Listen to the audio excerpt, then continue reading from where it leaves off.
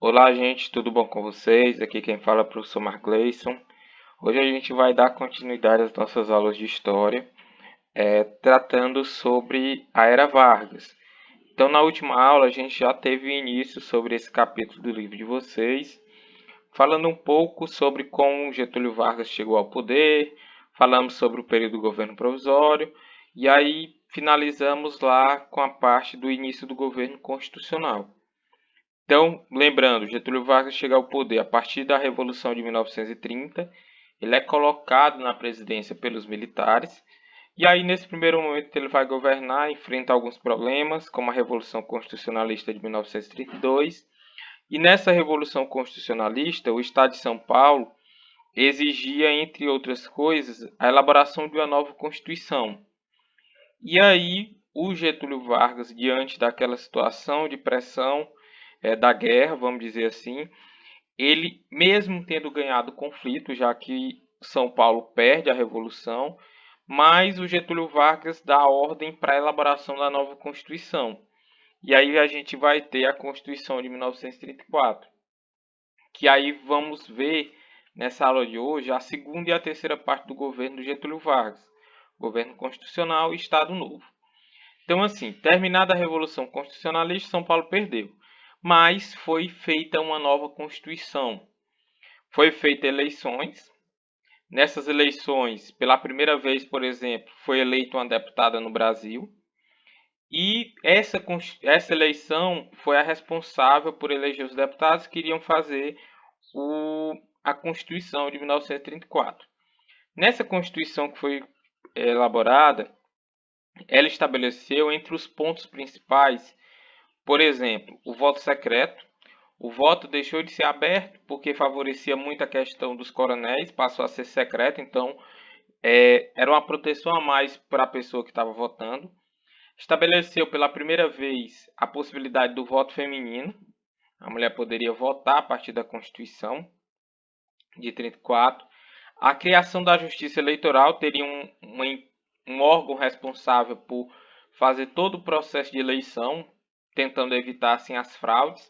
Assim como a gente tem hoje a Justiça Eleitoral, os direitos trabalhistas que foram estabelecidos. E outro ponto também que foi criado, foi estabelecido, foi a nossa nacionalização das riquezas naturais, nacionais. Ele estabeleceu que as riquezas do nosso país eles eram do governo, ele era do Estado. Então as quedas d'água, os rios, as matas, os minérios, tudo era do governo, para evitar que as empresas estrangeiras viessem e explorassem, pegassem essas riquezas. Entre as leis trabalhistas, que eu já tinha até citado para vocês lá na última aula, os principais pontos que a gente tem aqui que foram criadas pelo Getúlio Vargas, extremamente importantes na história do nosso Brasil, porque ele dá os direitos para os trabalhadores. Alguns desses direitos já foram modificados, mas boa parte dos direitos trabalhistas que a gente tem hoje ainda é consequência lá do período do Getúlio Vargas e, de certa forma, das concessões feitas por ele a partir das lutas dos trabalhadores. Então a gente tem salário mínimo, jornada de trabalho não superior a 8 horas diárias. Esse ponto aqui já foi modificado um pouco. Hoje em dia já tem uma certa tolerância que foi estabelecida há pouco tempo atrás. Férias anuais remuneradas. O trabalhador ele tem direito a férias, recebe seu salário, recebe na verdade uma indenização pelo período de férias, um terço do salário correspondente. Indenização por demissão sem justa causa. Se a pessoa for demitida sem nenhum motivo justo, o patrão ele tem que pagar uma indenização. Proibição do trabalho de menores de 14 anos, que ele estabeleceu que era proibido. Ainda temos isso aqui também valendo para hoje em dia, é proibido o trabalho de menores. É permitido o trabalho de menores de 18 anos, acima de 14 anos, menores de 18, em caso de jovem aprendiz. Está aprendendo uma profissão, mas tem que ser respeitado um tempo de serviço para que não atrapalhe os estudos e tudo mais. Segundo essa Constituição que foi elaborada em 1934, a primeira eleição que iria acontecer após a elaboração dessa Constituição, ela deveria ser feita de forma indireta. Quem iria escolher os deputados seriam, melhor dizendo, quem escolheria o presidente seriam os deputados. Aqui tem uma charge da época que mostra mais ou menos como foi a eleição. Aqui temos Getúlio Vargas, no cargo de presidente. Eleição, entrou o novo presidente. Veio ele apenas com a modificaçãozinha, uma espécie de fantasia, mas era o mesmo presidente. Então ele apenas permaneceu no poder. Continuou. Só que agora ele estava referendado pela Constituição, já que ele foi eleito pelos deputados. Essa fase de governo dele, de governo constitucional, ele foi muito marcado, além da questão das leis trabalhistas que foram criadas, mas ele foi extremamente marcado pela disputa entre dois grupos políticos que vão tentar buscar a influência do governo em alguns momentos, que eram aliancistas e integralistas. Um grupo mais baseado no nazifascismo, lá da Alemanha que estava surgindo nesse momento. O outro já era um grupo mais socialista, influenciado pelas ideias da União Soviética, mas os dois tiveram momentos de rivalidade. Então, os integralistas, eles eram influenciados pelas ideias do nazifascismo, eles eram liderados pelo Plínio Salgado, ele foi o grande líder do integralismo, eles geralmente utilizavam roupas militares, saíam pelas ruas com essas roupas militares para colocar medo, de certa forma. E eles tinham uma saudação que eles faziam quando se encontravam, que eles gritavam lá Anauê, que é uma palavra indígena que significa você é meu irmão. Eles defendiam nacionalismo extremado, assim como na Alemanha, as ideias nacionais, o Brasil seria melhor do que tudo, organização de uma sociedade de forma hierarquizada, topo lá quem manda, disciplinada, as pessoas têm que obedecer, e um Estado forte.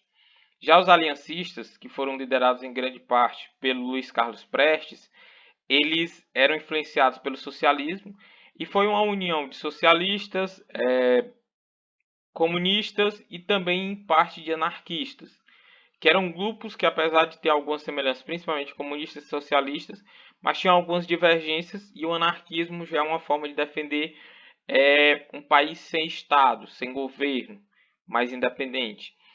Eles defendiam o combate ao capitalismo e ao liberalismo, a estatização de empresas estatais, empresas estrangeiras, melhor dizendo, pegar as empresas estrangeiras e absorvê-la ao governo, fazer com que o governo passasse a ser dona dela, não pagamento da dívida externa e uma reforma agrária, distribuição de terra para a população. Então esses dois grupos, de certa forma, vão buscar influência. Quem vai sair, vamos dizer que vitorioso dessa busca por influência, vai ser os integralistas. O Getúlio Vargas, ele tinha ideias mais próximas do nazifascismo. Tanto é que antes do Brasil entrar na guerra, ele estava bem próximo das ideias do Hitler. Só depois ele muda de posição e vai entrar na Segunda Guerra Mundial. Diante disso, diante dessa proximidade do governo com o integralismo, os aliancistas, eles vão organizar uma tentativa de golpe, tentativa de tomar o poder. Essa tentativa não deu certo. O objetivo era que parte dos aliancistas que faziam parte do exército se organizasse para tentar tomar o poder ao mesmo tempo, no mesmo dia, hora marcada, para tentar ser forte e tomar o poder. Não deu certo, foi uma tentativa desorganizada, ela aconteceu em dias diferentes em várias partes do Brasil. O fato é que ficou conhecido como intentona comunista. É uma tentativa frustrada, não deu certo.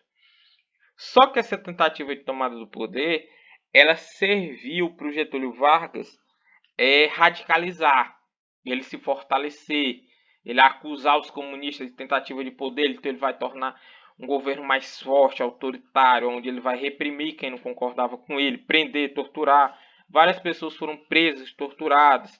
O Luiz Carlos Prestes foi preso, a mulher dele foi presa, foi mandada, ela era a Olga Benário, ela foi presa, ela era estrangeira, mas era casada com Luiz Carlos Prestes. Ela era judia. Em pleno processo lá de Segunda Guerra Mundial, o Getúlio Vargas prendeu ela, aqui no Brasil, sendo ela judia. Ele mandou ela lá para o Hitler. Consequência, ela foi morta nas câmaras de gás. Aqui teve muita tortura, muita prisão. Então foi um governo que começou o autoritarismo.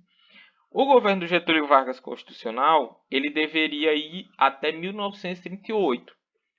Só que chegando próximo ao final, o Getúlio Vargas começou a tramar para permanecer no poder. Então ele começou a se preparar para dar um golpe. Essa tentativa de tomada do poder pelos aliancistas foi vamos dizer, uma grande ajuda para ele permanecer no poder, porque ele começou a dizer que os comunistas queriam assumir o poder e tudo mais. E aí ele vai preparar. Essa preparativa de permanência do poder, ela foi estabelecida a descoberta que o exército fez nessa época de um plano chamado de Plano Cohen, que o exército teria descoberto e os comunistas iriam tomar o poder, queimar as igrejas, matar o presidente. Os comunistas iam fazer uma série de coisas ruins. Só que, na verdade, esse plano que o exército divulgou na imprensa que tinha descoberto foi o próprio governo que fez e mandou dizer que tinha sido os comunistas. Era uma carta falsa, vamos dizer assim, para dizer que eles queriam tomar o poder para o Getúlio Vargas ir lá e aparecer como salvador da pátria e permanecer. Então, aproveitando dessa descoberta desse plano falso, ele vai decretar o estado de guerra no Brasil, cancelar as eleições, reprimir as pessoas que eram contra ele. Na verdade, foi um grande plano para ele se perpetuar no poder. E aí ele dá um golpe. Ele vai permanecer no poder, cancela as eleições, vai estabelecer uma nova constituição, ele vai impor, não vai ser mais os deputados que vão fazer, é o governo federal que vai impor, dizer o que pode e o que não pode agora. Essa constituição vai ser outorgada, então ela vai ser imposta. Os deputados, o Congresso vai ser fechado, então os deputados não vão ter mais direito de participar da política. E começa-se assim o que é chamado de Estado Novo, governo ditatorial do Getúlio Vargas ou Estado Novo. Esse Estado Novo ele tem como características o estado de emergência, que é um estado de emergência, ele dá todos os poderes para o presidente. Então ele poderia invadir as casas, prender pessoas, julgar do jeito que ele quisesse. Não poderia ser ele, o governo, o presidente, não poderia ser julgado. O fim do federalismo, os estados perderam importância. Quem vai indicar os governadores passa a ser o presidente. A supressão das instituições democráticas, então não tem mais partidos políticos, não tem mais congresso, não tem mais direito à greve, os direitos das pessoas vão ser retirados. Nessa fase de governo vai ter a criação do DIP, Departamento de Imprensa e Propaganda, assim como no nazismo e no fascismo, eles usavam muito bem a questão da mentira para se perpetuar no poder, então o Departamento de Imprensa e Propaganda era uma forma de enaltecer o governo, muitas vezes com notícias falsas. Então, nessa época, o 7 de setembro era uma homenagem ao Getúlio Vargas, as crianças eram obrigadas a desfilar, os livros traziam sempre coisas boas sobre Getúlio Vargas, o jornal, tudo era em homenagem a ele.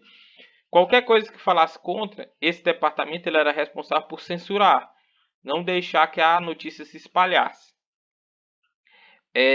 Exaltação do governo por meio da educação, como eu falei, educação moral e cívica, educação do governo, das crianças, a questão da moral, do civismo pelo Brasil, coral com músicas nacionalistas, enaltecendo o governo, desfiles cívicos, livros exaltando Getúlio Vargas, então ele utilizava muita questão da educação para se manter no poder. O Hitler, ele fez a juventude hitlerista lá na Alemanha. Então eles faziam a cabeça dos mais jovens para se perpetuar no poder. Mais ou menos o que o Getúlio Vargas fez aqui. Então ele tinha uma semelhança muito grande com o nazismo. Dentro do governo dele tinha aqueles que defendiam o nazismo e o lado da aliança lá na guerra. Mas o próprio Getúlio Vargas ele era mais semelhante ao nazismo do que à Tríplice Aliança. A Tríplice Aliança não, ao lado dos aliados. Só que no início ele querendo mais o lado do Hitler, só que durante a guerra aconteceu o fato que a Alemanha mandou afundar alguns navios brasileiros. E aí o Brasil declara guerra à Alemanha, de certa forma a população vai para as ruas pedir essa declaração de guerra, o Getúlio Vargas não tem o que fazer, declara guerra. O Brasil manda 25 mil soldados, que a gente já estudou lá na Segunda Guerra Mundial, as forças expedicionárias brasileiras que lutaram principalmente na Itália. A política econômica. Durante o governo de Vargas, ele buscou estabilizar a cafeicultura, evitar a queda dos preços que tinham acontecido, então ele tentou organizar, mas ele também tentou diversificar a produção agrícola, investir em outras áreas, plantar outras culturas, não apenas o café. E ele tentou principalmente estimular a industrialização. Então aqui na agricultura, durante uma parte do governo dele, por exemplo, ele proibiu a plantação de pés de café por 3 anos, para evitar o aumento da produção. Isso tentaria conter a baixa dos preços. Quando ele chega ao poder em 1930, o Getúlio Vargas ele mandou queimar milhões de sacas de café que estavam guardados dentro dos armazéns. O governo era obrigado a comprar o café dos cafeicultores antes lá do Getúlio Vargas, ia só aguardando. Quando ele chega que ele encontra o tanto de café, ele manda queimar para evitar que tivesse muito produto, tentativa de baixar os preços. Só que o preço só foi baixar já lá no final da década de 30, quando tem início a Segunda Guerra Mundial, porque aí já começa a modificação dos preços. Ele incentivou a plantação de algodão, cana, óleos vegetais, frutas tropicais para diversificar a produção. Na questão da industrialização, ele aumentou os impostos sobre as importações, evitar que produtos de fora viessem para cá. Ele fez com que essa política fez com que dobrasse o número de indústrias nacionais. Durante o governo dele também foi importante a criação das indústrias de base, que vocês estudaram lá em geografia. A política dele de incentivo à industrialização, indústrias nacionais. Então, criou a Companhia Vale do Rio Doce, Companhia Siderúrgica Nacional. O trabalhismo, migração de trabalhadores para regiões industriais do Sudeste, o início da industrialização. Aumento da consciência dos trabalhadores pela luta dos seus direitos. A vinda dos estrangeiros para cá ajudou muito nessa questão da consciência. Política, o populismo na política trabalhista, a criação das leis trabalhistas que a gente já falou antes. O objetivo dessa política era conquistar a simpatia dos trabalhadores e exercer o domínio sobre ele. O Getúlio Vargas ele foi visto, como eu já falei para vocês, como o pai dos pobres, era o que agradava os pobres, mas ao mesmo tempo ele era a mãe dos ricos, porque ele também fazia muitas coisas para agradar os grandes industriais. Então ele fazia o meio termo, tentava agradar todo mundo. E aí o fim do governo dele. Quando o Brasil entra na guerra, fica uma situação meio de contraste, do seguinte: o governo, vamos dizer assim, mal comparando, o Vargas e o Hitler eram meio que governos parecidos, governos autoritários, que prediam, torturavam, não davam direito para as pessoas. E aí, quando o Brasil entra na guerra, acontece mais ou menos o seguinte: o Brasil está lutando contra um governo autoritário, que é a Alemanha. Mas como é que a gente está lutando contra um governo autoritário se no Brasil o governo é muito parecido? Então, se lá está errado, aqui também está errado. Então começa uma pressão contra o Getúlio Vargas para que ele convocasse novas eleições. E aí, diante dessa pressão, ele vai convocar as eleições de 1945 e decretar a anistia, o perdão das pessoas que tinham sido presas durante o Estado Novo. Beleza. Eleição. Quem é que vai se candidatar? O que era apoiado pelo Vargas, que era o Eurico Gaspar Dutra. Tinha o Eduardo Gomes, que era da oposição, e o Iedo Fiuza, que era do comunismo. Só que o Getúlio Vargas ele fez mais ou menos o seguinte: ele apoiava o Dutra. Então, na hora da eleição, ele subia lá no palanque e dizia: vote nesse candidato bem aqui, que ele é um cara gente boa. Terminava, ele descia do palanque, ele ia lá pro meio do povo e dizia assim: ei, pede aí pro Getúlio Vargas continuar no poder. E aí a população começava a gritar: queremos Getúlio, queremos Getúlio. Aí ficou conhecido como queremismo. Então ele fazia um duplo papel. Dizia que queria que votasse no candidato, mas na verdade ele queria permanecer no poder. O exército percebeu e não vai deixar. A gente vai ver bem aqui no finalzinho. Nessa fase do governo dele também, ele fez o que ficou conhecido como Lei Antitruste, que foi uma lei que limitava a entrada de capital estrangeiro no Brasil, evitar que essas empresas viessem para cá, porque ele defendia muito a questão do nacionalismo, fortalecimento das empresas nacionais. Então, voltando aqui para o queremismo. Então, o exército viu que ele queria dar um novo golpe. Ele dizia que apoiava o Dutra, mas, ao mesmo tempo, influenciava as pessoas para pedirem para ele continuar. O exército, diante dessa situação, vai lá para frente da casa onde ele morava, o Palácio do Governo, cerca e diz que o Getúlio Vargas vai ter que renunciar, senão eles vão ter que atirar. Então o Getúlio Vargas se vê obrigado a renunciar. Então no dia 29 de outubro de 1945, o Getúlio Vargas ele deixa a presidência do Brasil renunciando. Ele pede para sair. A gente vai estudar mais à frente que ele volta e na segunda fase do governo dele ele vai se suicidar. Então a primeira fase é importante lembrar que ele vai sair do governo renunciando. Então a capa era Vargas após a renúncia do Getúlio Vargas. Então, gente, essa era a nossa aula de hoje. Espero que vocês tenham entendido. Qualquer dúvida pode entrar em contato. Estou à disposição de vocês. A gente finaliza por aqui. Tchau, tchau, fiquem bem e até mais.